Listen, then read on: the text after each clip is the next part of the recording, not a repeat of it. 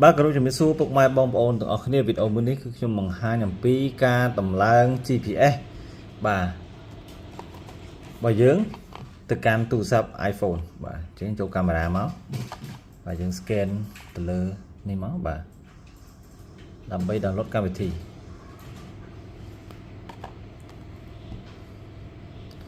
បើទូរស័ព្ទរបស់យើង iPhone យើងរើស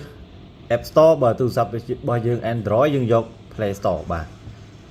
សម្រាប់ការតម្លើងគឺដូចគ្នាទេពុកម៉ែបងប្អូនអញ្ចឹងយើងបើកមកបាទ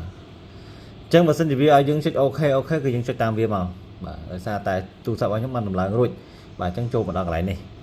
បាទដើម្បីភ្ជាប់ទី1គឺយើងត្រូវយក GPS សិនមក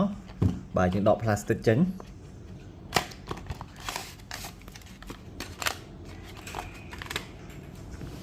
បាទយើងដក plastic ឲ្យវាចេញមក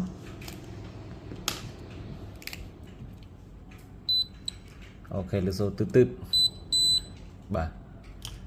តបមកយើងយកទូរស័ព្ទរបស់យើងមកយើងចុចសញ្ញាបូកបាទសូមចាំយើង select device នេះបាទវា load ឲ្យយើងហើយបាទនេះតបមកយើងដាក់លេខកូដបាទលេខកូដនៅលើប្រអប់របស់យើងហ្នឹងបាទ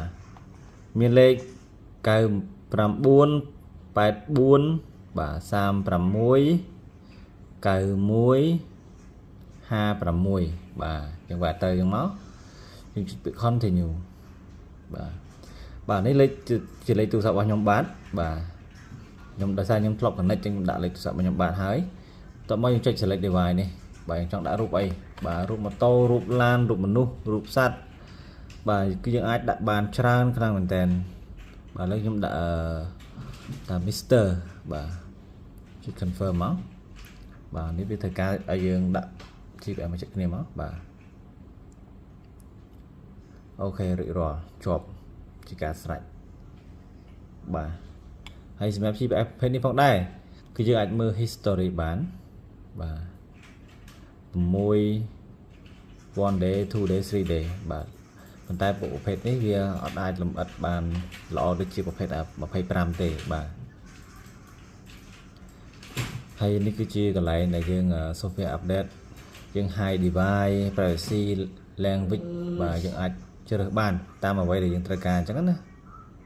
បាទអញ្ចឹងវីដេអូមានតែប៉ុណ្នេះបាទជំរាបលាបងប្អូនអរគ្នា